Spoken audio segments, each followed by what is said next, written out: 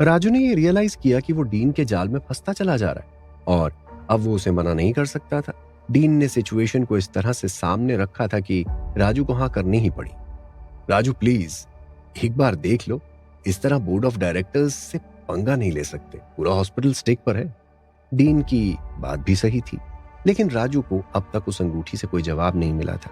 उसे नहीं पता था कि वो कैसे एक और चमत्कार कर पाएगा। डीन को साफ दिखाई दे रहा था कि राजू अब बुरी तरह से ट्रैप हो गया है। उसने मजा लेते हुए कहा, राजू तुम्हें अपने आप पर डाउट हो रहा है क्या? राजू ने डीन की बात का कोई जवाब नहीं दिया। तभी डीन ने फिर से कहा, क्या तुमने अभी कुछ देर पहले किसी मरे हुए पेशेंट को जिंदा नहीं किया है? सुष्मिता और राजू के पास इस बात का कोई जवाब नहीं था। डीन ने राजू को बड़े प्यार से समझाते हुए कहा, देखो राजू, बात को समझो। मैं तुम्हारे ऊपर किसी तरह का दबाव नहीं डालना चाहता, लेकिन मान लो अगर तुमने ये केस लेने से मना कर दिया तो मिस्टर ओपी गुप्ता जी को बहुत गुस्सा आ जाएगा। अब तुम तो जानते हो कि मैनेजमेंट में चीजें किस तरह से काम करती हैं। कोई भी तुम्हें डायरेक्टली कुछ नहीं कहेगा। यहां तुमने मना किया, वहां तुम्हारे करियर में मुश्किलें चालू। तुम किसी भी हाल में आगे नहीं बढ़ पाओगे और ये शहर का सबसे रेप्यूटेड हॉस्पिटल है। मैं भी कुछ कर नहीं पाऊंगा। तुम समझ रहे हो ना मैं क्या कह रहा हूं? राजू सब कुछ समझ रहा था। राजू ये जानता था कि डीन उसे इनडायरेक्टली ये बात समझा रहा था कि अगर उसने ये केस नहीं लिया तो वो हॉस्पिटल से बाहर भी निकाला जा सकता है। सुष्मिता भी डीन की इस इनडायरेक्ट धमकी से हैरान थी और दूसरी तरफ राजू के पास कोई ऑप्शन नहीं था। वो अपना गुस्सा अपने अंदर लिए चुपचाप बैठा रहा। राजू समझ गया कि उसे यह केस लेना ही पड़ेगा। शुक्र की बात यह है कि कम से कम राजू के पास वो मैजिकल अंगूठी तो थी। बस राजू को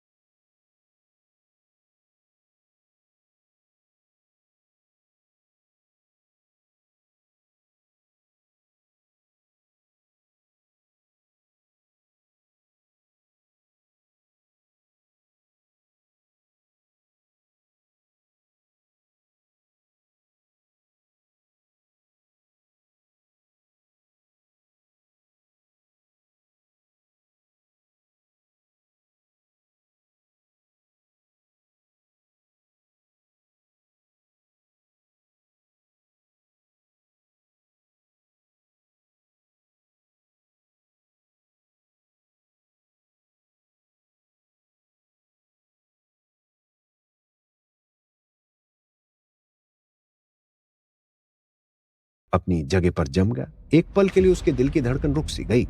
डीन बड़े गौर से राजू के चेहरे को पढ़ने की कोशिश कर रहा था। वो देखना चाहता था कि क्या राजू के एक्सप्रेशन किसी भी तरीके से बदले हैं। वो जानता था कि अगर उसके मन में चोर होगा तो उसके चेहरे पर जरूर दिखाई दे जाएगा।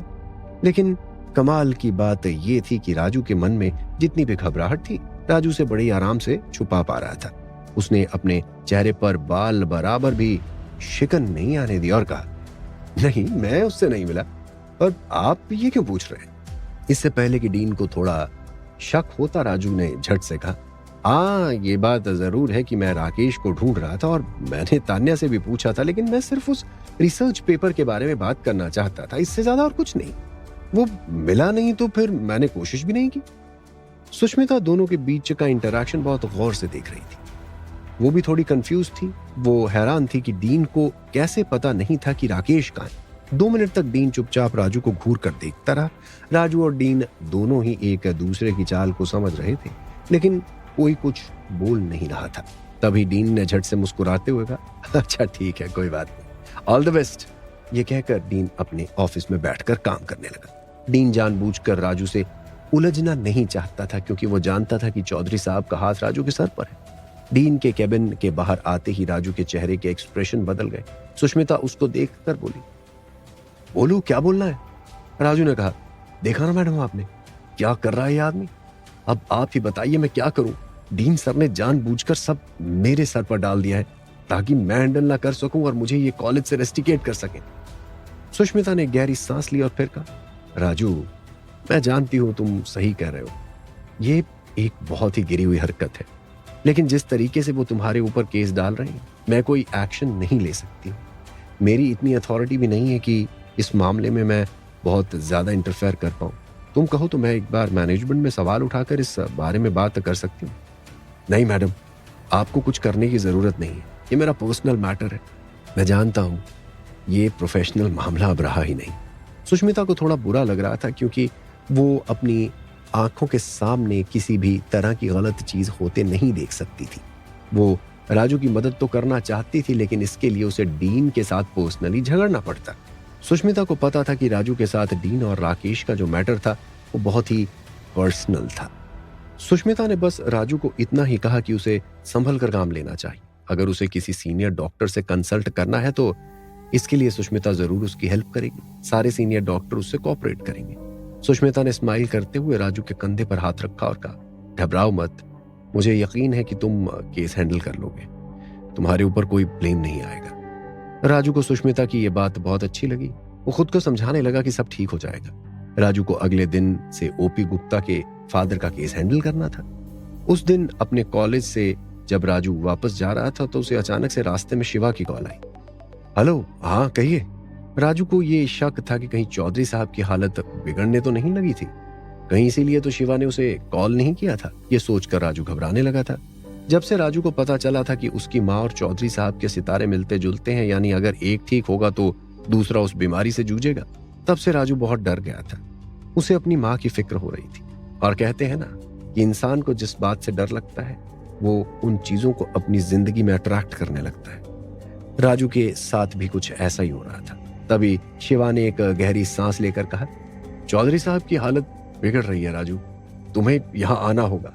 मैं चौधरी साहब को अकेले नहीं छोड़ सकता, तुम्हें लाने के लिए कुछ लड़के भेज रहा हूँ। इससे पहले कि राजू कुछ कह पाता शिवा ने फोन काट दिया। राजू थोड़ा कंफ्यूज था कि उसे अपने घर की तरफ जाना चाहिए या उसे वहीं पर इंतजार करना चाहिए।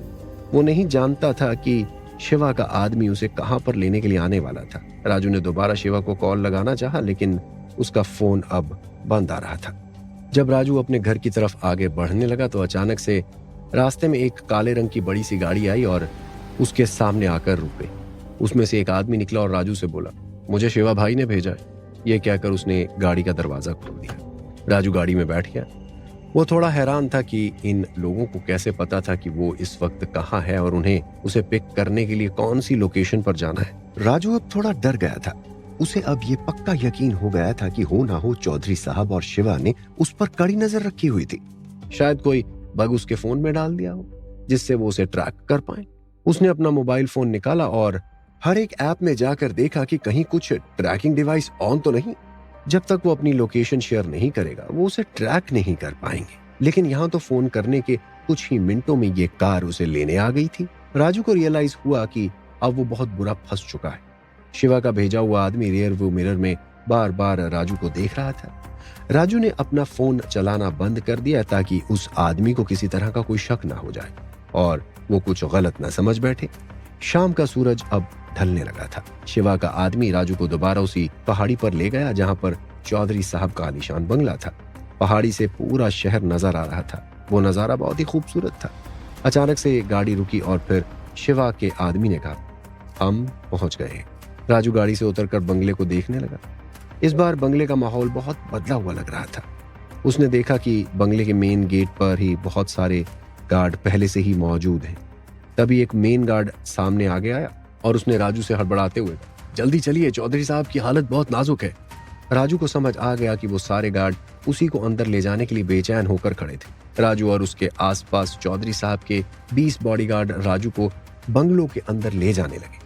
राजू अपने मन में यही सोच रहा था कि आखिर वो किस मुसीबत में फंस चुका था। वो जानता था कि उसे किसी भी हालत में चौधरी साहब का इलाज करना था, नहीं तो ये सारे लोग मिलकर उसे गोलियों से छलनी कर सकते थे। खासकर कि शिवा, वो राजू पर किसी तरह का रहम नहीं दिखाने वाला था। जब से राजू ने शिवा को राकेश पर गोली मारते हुए देखा था वो तब से ही शिवा से डरने लगा था।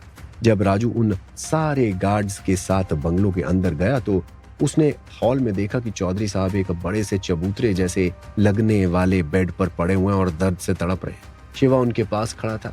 उसके चेहरे पर एक अजीब सा दर्द दिखाई दे रहा था। ऐसा लग रहा था जैसे जितना दर्द चौधरी साहब को हो रहा है, शिवा भी उसी दर्द से गुजर रहा है। शिवा ने जैसे ही राजू को देखा, वो दौड़ता हुआ राजू के पास आया और उसने राजू के दोनों कंधों पर हाथ रख कर कहा, तुम आ गए? चौधरी साहब को देखो, क्या हो गया है उन्हें अचानक से। राजू ने चौधरी साहब को तड़पते हुए देखा और धीरे धीरे आगे बढ़ा। शिवा ने पीछे से कहा, अरे जल्दी करो। शिवा बेचैन हो रहा था और राजू के दिमाग में सिर्फ एक ही बात चल रही थी कि अगर चौधरी साहब ठीक होंगे तो उसकी माँ बीमार पड़ेगी। राजू को पता था कि अगर चौधरी साहब यहाँ पर तड़प रहे हैं तो उसकी माँ सुरक्षित है। पता नहीं किस्मत का कैसा खेल था। राजू जैसे ही चौधरी साहब के नजदीक पहुंचा, चौधरी साहब का दर्द उनके चेहरे पर और साफ नजर आ रहा था। बहुत मुश्किल के साथ उन्होंने राजू का हाथ पकड़ा और वो कुछ कहने की कोशिश करने लगे। राजू प्लीज कुछ करो। चौधरी साहब ने राजू का हाथ पकड़ा हुआ था। राजू को समझ नहीं आ रहा था कि आखिर वो कैसे उनकी मदद करे। राजू के मन में अंगूठी ने कहा, क्या इनको ठीक करना चाहोगे? अंगूठी के पास कई सारे ऐसे नुस्खे थे जिससे चौधरी साहब ठीक हो सकते थे। एक बार राजू उनकी मदद करने के बारे में सोचता, लेकिन फिर अपनी माँ का ख्याल आने पर वो बेबस हो जाता। शिवा ये देखकर फिर से पीछे से चिल्लाया, अरे तुम खड़े क्यों हो? क्या सोच रहे हो? जल्दी कुछ करो। क्या मुझे चौधरी साहब का इलाज करना चाहिए? राजू ने फिर से मन में अंगूठी से पूछा। मैंने तुम्हें पहले ही बता दिया है कि क्या होगा। बार बार पूछने से रियलिटी बदल नहीं जाएगी। वो आवाज फिर से राजू को सुनाई दी। राजू चौधरी साहब को देख रहा था और फिर कुछ देर सोचने के बाद उसने कहा, मैं कुछ नहीं कर सकता। राजू ने साफ साफ शिवा को यह कह दिया। 2 पल के लिए तो शिवा चुप ही रहा। चौधरी साहब उसकी आंखों के आगे दर्द में बुरी तरह से तड़प रहे थे। राजू की इस बात पर कंफ्यूज होकर शिवा ने पूछा, क्या मतलब कुछ नहीं कर सकते? कुछ तो करो। मैं इनको बचा नहीं सकता, अब टाइम नहीं रहा। राजू ने इतना कहा ही था कि शिवा ने एक गन उसके माथे पर तान दी। राजू एकदम से हैरान हो गया। शिवा ने कहा, मेरे लिए चौधरी साहब से बढ़कर इस दुनिया में कोई नहीं है। मैंने तुमसे 2 मीठी बातें बड़ा भाई बनकर जरूर की हैं, लेकिन मेरी वफादारी सिर्फ और सिर्फ चौधरी साहब के साथ है, समझे? अगर चौधरी साहब को कुछ हुआ तो मैं तुम्हें। इससे पहले कि शिवा राजू को और भी ज्यादा धमकी देता, अचानक से शिवा ने नोटिस किया कि उसका कोट चौधरी साहब अपने कमजोर हाथों से पकड़कर खींच रहे हैं और कुछ बोलने की कोशिश कर रहे हैं। शिवा ने झट से अपनी गन नीचे की और चौधरी साहब के पास झुककर उनकी बात सुनने की कोशिश की। हाँ चौधरी साहब, क्या हुआ? चौधरी साहब ने अपनी कमजोर आवाज में धीमे से शिवा से कहा, राजू को कुछ मत कहो। राजू की तरफ चौधरी साहब ने देखा। चौधरी साहब की आंखों से आंसू बह रहे थे। राजू को बहुत बुरा लग रहा था। चौधरी साहब दर्द से तड़प रहे थे और उन्हें देखते हुए राजू ने अपनी मुट्ठी जोर से नीची हुई थी। वो जानता था कि वो सेल्फिश है, लेकिन अपनी माँ के आगे वो चौधरी साहब की बलि आराम से चढ़ा सकता था। फिर भले ही राजू को बाद में कितनी भी बुरी गिल्ट भरी फीलिंग आई। चौधरी साहब ने धीमे से अपना सिर हिलाते हुए राजू को कहा, कोई बात नहीं राजू, मैं समझ सकता हूं। ये कहकर चौधरी साहब वैसे ही दर्द में तड़पने लगे। शिवा चौधरी साहब को देखकर फ्रस्ट्रेशन से पागल हो रहा था। वो चौधरी साहब को किसी भी कीमत पर बचाना चाहता था। उसने राजू की तरफ देखकर गिड़गिड़ाते हुए कहा, कुछ तो करो मेरे भाई, चौधरी साहब को बचाओ। बदले में तुम्हें जो चाहिए मैं वो देने के लिए तैयार हूं। राजू ने फिर से अपना सिर नामे हिलाया और कहा, शिवा भाई मुझे माफ कर दो, अब कोई चांस नहीं। शिवा को एकदम से गुस्सा आ गया और उसने राजू का गला पकड़ लिया और उसके माथे पर गन तान दी। तो फिर तेरे बचने का भी कोई चांस नहीं है। चौधरी साहब शिवा को रोकने की कोशिश कर रहे थे, लेकिन शिवा पूरी तरह से जज्बाती हो गया था। उसने ट्रिगर पर उंगली रखकर राजू से कहा, मैं सिर्फ 3 तक गिनूंगा, तो कुछ कर वरना यहां से तेरी लाश वापस जाएगी। अब राजू घबरा गया। उसने अपने मन में कहा, मैं क्या करूं? अंगूठी ने राजू के मन में कहा, अगर लॉजिकली देखा जाए तुम चौधरी साहब को बचा सकते हो और साथ में तुम्हारी माँ के बारे में वक्त रहते बहुत कुछ हो सकता है। अंगूठी की बातें राजू को और भी ज्यादा कंफ्यूज कर रही थी। एक तरफ एक ऑप्शन देती थी और फिर दूसरी तरफ एक कोई सोल्यूशन नहीं। राजू सोच में पड़ गया। फिलहाल के लिए राजू को यहां से निकलना था। राजू ने कहा, ठीक है मैं कुछ करता हूं। जब राजू ने इस बात का आश्वासन शिवा को दिया तो शिवा ने थोड़ा सा रिलैक्स होकर अपनी गन नीचे कर ली। राजू ने शिवा को तो हाँ कर दिया था, लेकिन वो मन ही मन ये सोच रहा था कि यहाँ से बच निकलने का और कोई रास्ता है या नहीं। राजू ने सिर्फ नाटक करने के लिए अपनी जेब से कुछ नीडल्स निकाली और चौधरी साहब के शरीर पर अलग अलग जगह लगा दी, सिर्फ ये दिखाने के लिए कि वो कुछ कर रहा है और शिवा उसके ऊपर हावी ना हो जाए। नीडल्स लगाने के बाद राजू ने चौधरी साहब को ड्रिप लगा दी। ये एक बेसिक ड्रिप था जो उन्हें ताकत के लिए वो दे रहा था। राजू फिर बेड के साइड पर बैठ गया। जैसे जैसे वक्त बीत रहा था, शिवा बेचैन हो रहा था। फिर कुछ वक्त के बाद उसने पूछा, क्या हुआ? चौधरी साहब का दर्द कम क्यों नहीं हो रहा है? दर्द के लिए कुछ करो ना। मैं जादूगर नहीं हूं, जितना मुझे पता है मैंने वो सब कर दिया है। उनका दर्द धीरे धीरे ही कंट्रोल होगा, थोड़ा सा रुक जाओ, इंतजार करना पड़ेगा। अब शिवा भी मजबूर था। वो मेडिकल फील्ड के बारे में कुछ नहीं जानता था। ले देकर उसके पास राजू ही था जिसके ऊपर वो डिपेंडेंट था। इसीलिए मजबूर होकर शिवा इंतजार करने लगा और यहाँ अब भी चौधरी साहब दर्द से तड़प रहे थे। राजू बस वक्त गुजार रहा था और ये सोच रहा था कि आखिर उसे इस सिचुएशन से निकलने के लिए क्या करना चाहिए। उसकी भी बेचैनी बढ़ रही थी। जैसे जैसे वक्त बीत रहा था, उसके दिल की धड़कन भी बढ़ रही थी। चौधरी साहब उसकी आंखों के सामने तड़प रहे थे और राजू कहीं ना कहीं अपने मन में ये दुआ मांग रहा था कि चौधरी साहब का दम पूरी तरह से निकल जाए, ताकि कम से कम इस बवाल से उसका पीछा छूटे। अगले ही पल राजू को अपने आप पर गुस्सा आया। उसे शर्म आई कि उसकी सोच किस कदर गिर गई, लेकिन उसे अपनी माँ की जान के अलावा कुछ इंपॉर्टेंट नजर नहीं आ रहा था। धीरे धीरे वक्त बीतता गया। पहले आधा घंटा, फिर 1 घंटा, फिर 1.5 घंटा। शिवा राजू के पास आया। चौधरी साहब का दर्द कम नहीं हो रहा है, आखिर तुम कर क्या रहे हो? राजू ने शिवा की तरफ देखा और फिर उसी गंभीरता से कहा, देखो, तुम्हें मुझे गोली मारनी है तो मारो, लेकिन जो मेरा प्रोसीजर है मैं उसे ही फॉलो करूंगा। राजू को यह पता था कि जैसे जैसे वक्त बीत रहा है वैसे वैसे चौधरी साहब का शरीर कमजोर हो रहा है और अगर इस तरह चलता रहा तो शायद अंदर से उनकी जान भी जा सकती थी। राजू के लिए यह हैरानी की बात थी कि चौधरी साहब बहुत ही ज्यादा मजबूत थे और दर्द को वो काफी देर तक झेलते जा रहे थे। 2 घंटे बीते, 3 घंटे बीत गए, फिर 4 घंटे बीत गए। सुबह के 4 बज गए।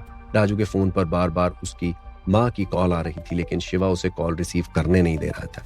लेकिन राजू को टेंशन हो रहा था। हो सकता है उसकी माँ को उसकी जरूरत हो, लेकिन उसने ये बात अपने मन में ही रखी। पहले चौधरी साहब का इलाज करो।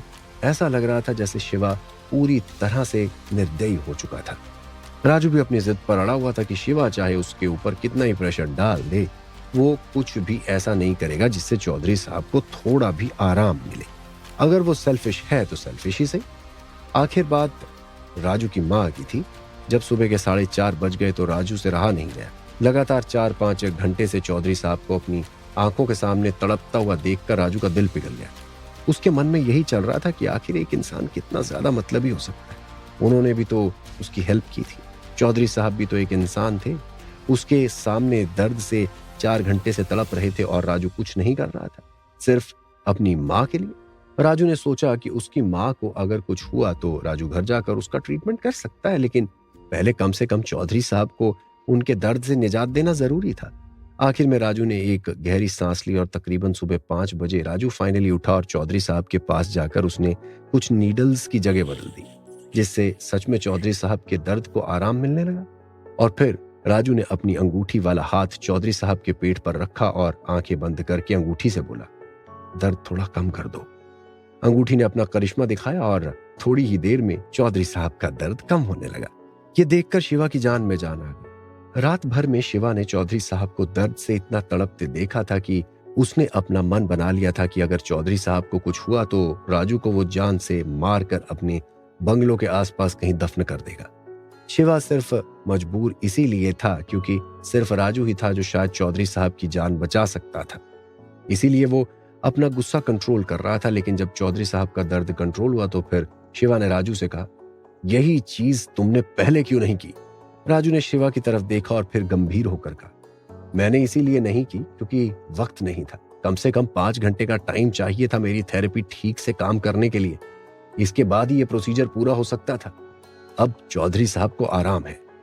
राजू ये दिखाने की कोशिश कर रहा था कि वो शिवा से नाराज है, क्योंकि जिस तरीके से शिवा ने उसके साथ बिहेव किया था राजू को अच्छा नहीं लगा था।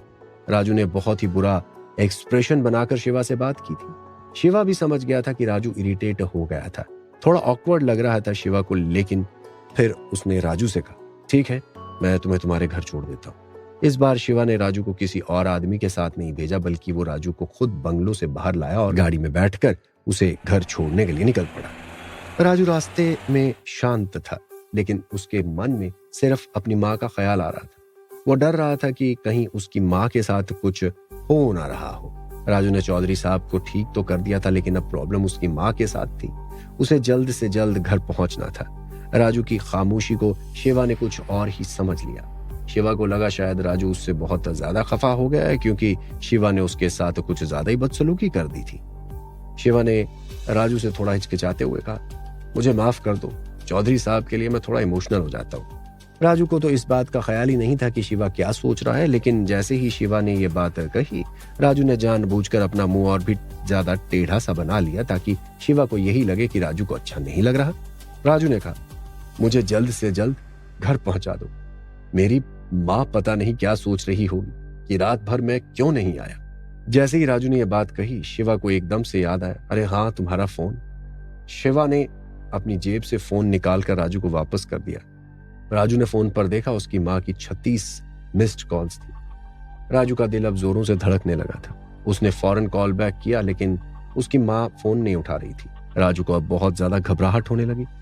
थोड़ा जल्दी गाड़ी चलाओ, मेरी माँ फोन नहीं उठा रही है। शिवा ने गाड़ी की स्पीड बढ़ा दी। घबराओ मत, हम जल्दी पहुंच जाए। शिवा इससे ज्यादा और कुछ नहीं कह सकता था। शिवा को भी बुरा लग रहा था कि राजू की माँ को कितनी घबराहट हो गई होगी।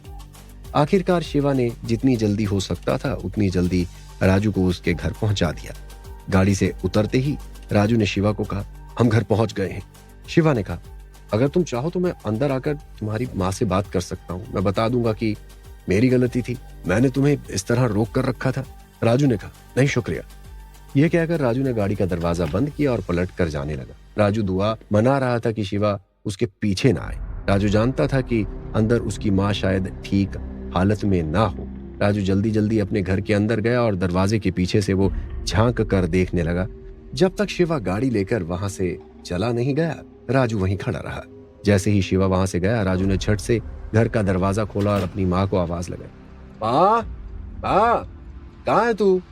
जानकी की आवाज नहीं आ रही थी। पता नहीं जानकी शायद सो गई थी या क्या बात थी। राजू का दिल जोरों से धड़क रहा था। राजू ने जैसे ही अंदर जाकर देखा, राजू का सर पूरी तरह से घूम गया। उसके पैरों तले जमीन खिसक गई थी। राजू ने देखा कि उसकी माँ ने खून की उल्टी की थी और बेड पर पड़ी वो तड़प रही थी।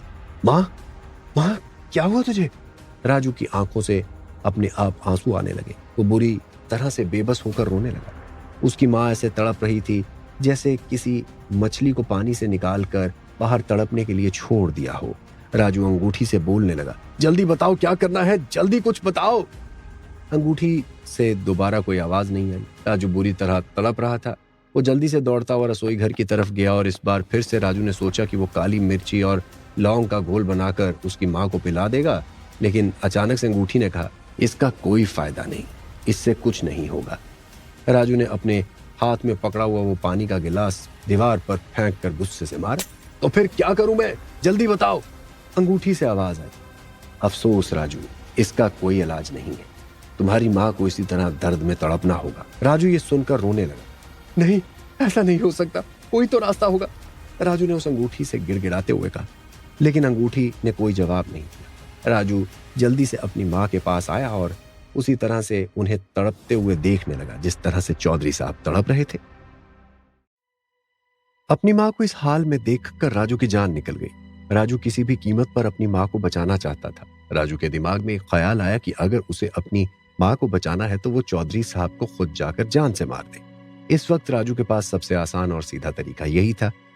सोचने में तो ये काम ही बड़ा नामुमकिन सा लग रहा था, लेकिन राजू जानता था कि अगर ऐसा मुमकिन हो पाया तो कम से कम उसकी माँ के ऊपर ये कयामत नहीं बीतेगी जो अभी बीत रही है।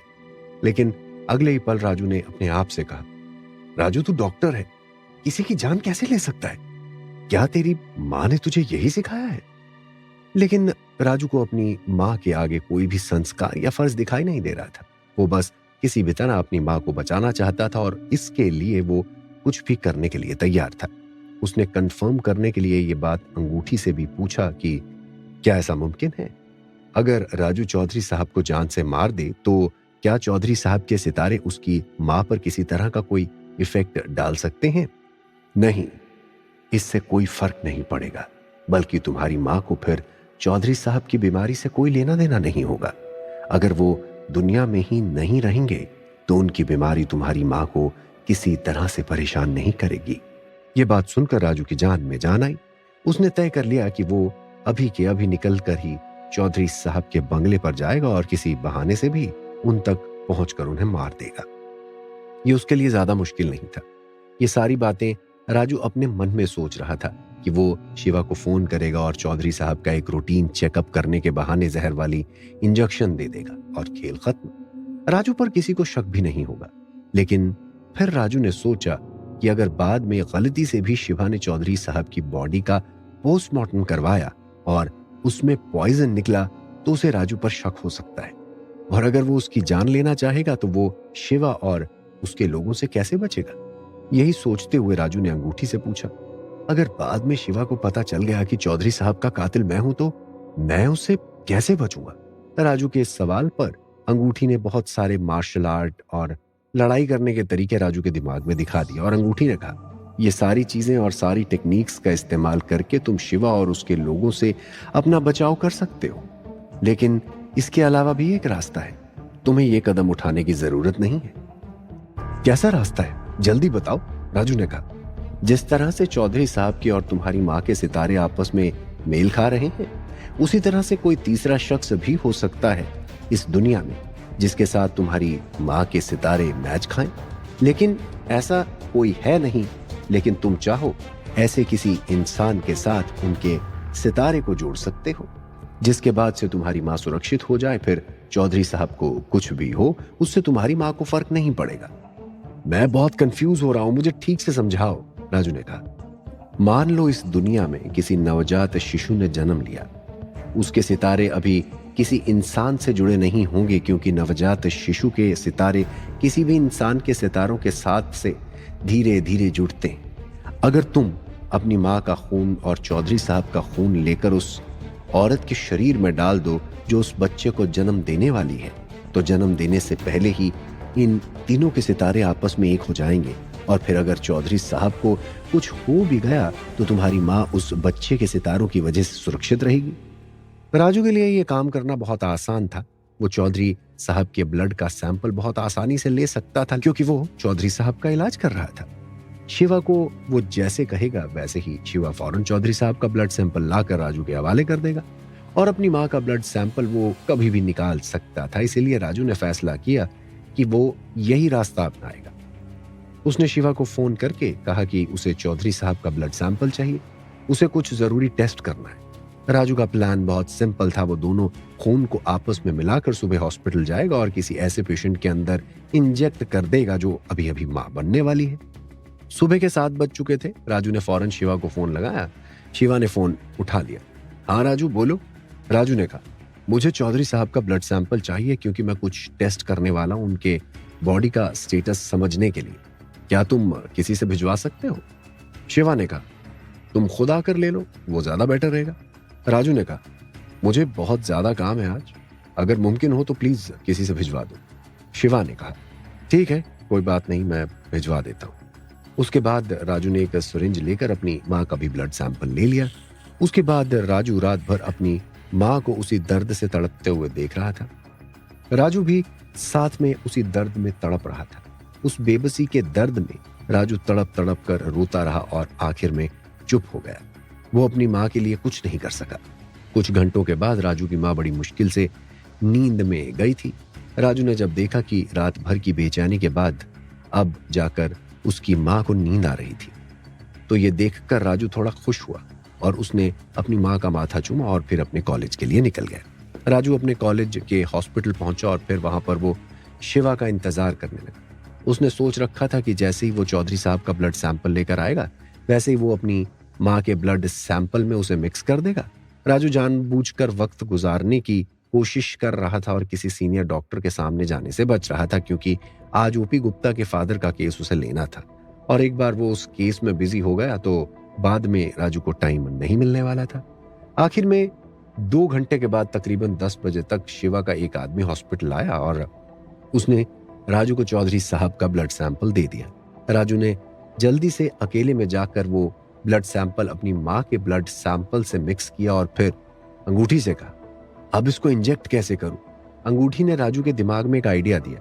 राजू ने उस अंगूठी को सिर्फ उस ट्यूब के ऊपर सटा दिया जिसके अंदर ब्लड सैंपल मौजूद थे और देखते ही देखते थोड़ी ही देर में उस ब्लड का कलर बिल्कुल पानी की तरह ट्रांसपेरेंट हो गया। राजू ये देखते ही खुश हो गया। ये हुई ना बात। अब राजू के लिए ये काम करना आसान था।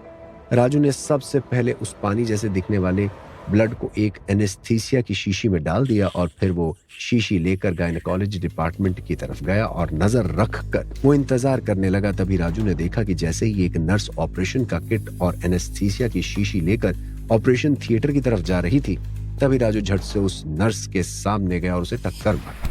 अब आई एम सॉरी, मुझे माफ कर दीजिए, ये कहकर राजू ने सामान उठाने के लिए उस नर्स की मदद की और उससे नजर बचाकर उस ट्रांसपेरेंट ब्लड को एनेस्थीसिया की शीशी से बदल दिया और फिर राजू वहां से चला गया। जैसे ही वो नर्स ऑपरेशन थिएटर के अंदर गई, राजू उस ऑपरेशन थिएटर के थोड़ा करीब आया और उसने थोड़ा सा इंतजार किया।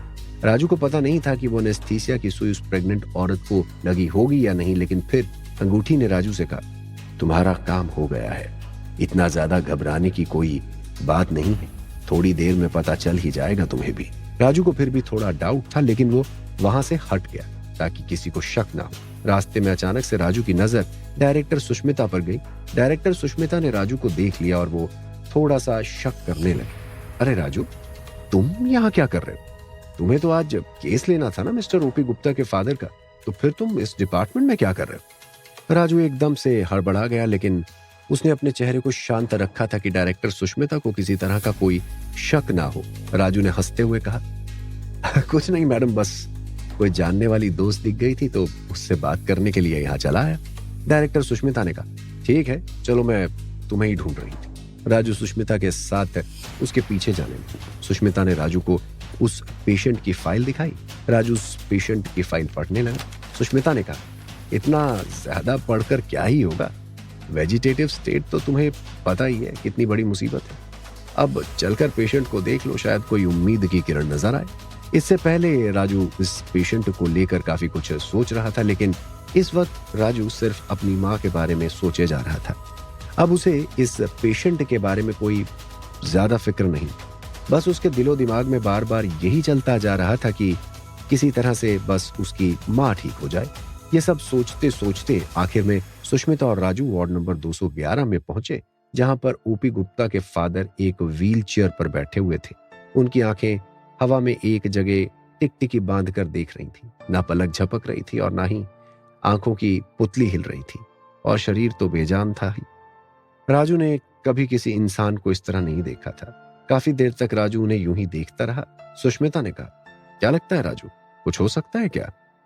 राजू ने हंसते हुए सुष्मिता की तरफ देखा और कहा, आप मुझसे कुछ पूछ रही हैं मैडम? आपको तो पता ही है मैं आपसे कितना जूनियर हूं। उस दिन मुझे सिर्फ फंसाने के लिए यह सब किया गया था। सुष्मिता ने कहा, अब वो सब पीछे छोड़ दो राजू, हम लोग भी डॉक्टर हैं, हमें केस दिया गया है, हमें अपनी जी जान लगा देनी है। और फिर सुष्मिता ने राजू के कंधे पर हाथ रखा और कहा, फिर से एक बार ओपी गुप्ता के फादर को देखकर जायजा ले लो। अगर तुम्हें मुझसे कुछ डिस्कस करना हो तो मेरे ऑफिस आ जाना। यह कहकर सुष्मिता वहां से चली गई। राजू खड़ा खड़ा उस बेजान लाश जैसे पेशेंट को देखता रहा और फिर राजू ने गहरी सांस ली और खुद में सोचने लगा कि आखिर वो उसे कैसे ठीक करेगा। यह कहकर राजू ने अपने मन ही मन में अंगूठी से बात की, क्या तुम्हारे पास कोई रास्ता है? अंगूठी ने राजू से कहा, मुझे जरा समझने दो, आगे बढ़कर उनका हाथ पकड़ना। राजू ने वैसा ही किया। राजू ने 2 कदम आगे लिए और उस पेशेंट का हाथ अपने हाथ में लिया। अंगूठी ने उसकी हालत को पढ़ा और कहा, एक इंसान में आत्माओं के 11 रूप होते हैं और इनकी 3 आत्माएं इनके शरीर में नहीं, इसी वजह से इनकी हालत ऐसी। जैसे ही अंगूठी ने बात कही, राजू के हाथ से उस पेशेंट का हाथ छूट गया। राजू हैरान हो गया, यह क्या बकवास है?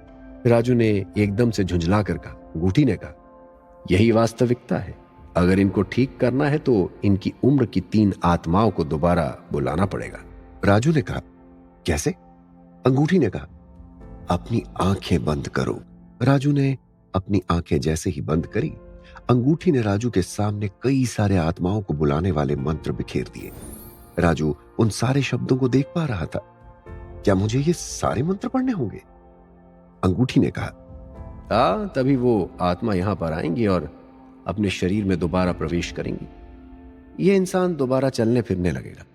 राजू ने अपनी आंखें खोली और उस पेशेंट को देखा। राजू को यकीन नहीं हो रहा था कि ऐसा कोई तरीका भी होता है इलाज करने का। राजू को यह बात नहीं पता थी कि उस वार्ड के अंदर एक सीसीटीवी कैमरा था जिसकी फुटेज डीन के ऑफिस में दिखाई दे रही थी। डीन बड़े गौर से उस सीसीटीवी फुटेज में देख रहा था कि आखिर राजू कर क्या रहा है। वो बस एक मौका ढूंढ रहा था राजू को फंसाने का। राजू ने अंगूठी के कहने पर उस पेशेंट को उठाया और सीधे बेड पर लिटा दिया। उस बूढ़े पेशेंट के शरीर में खासकर हाथों में कई सारे नीडल्स और पाइप लगे हुए थे ताकि उसकी बॉडी को स्टेबल रखा जा सके। राजू ने वो मशीन से लगी हुई सारी वायर्स हटा दी और फिर वार्ड का दरवाजा अंदर से लॉक कर लिया कि कोई भी अंदर ना आ सके। फिर राजू ने अपनी उंगली से वो चमत्कारी अंगूठी निकाली और उस पेशेंट के सीने पर रखकर आंखें बंद करके मंत्र पढ़ने लगा।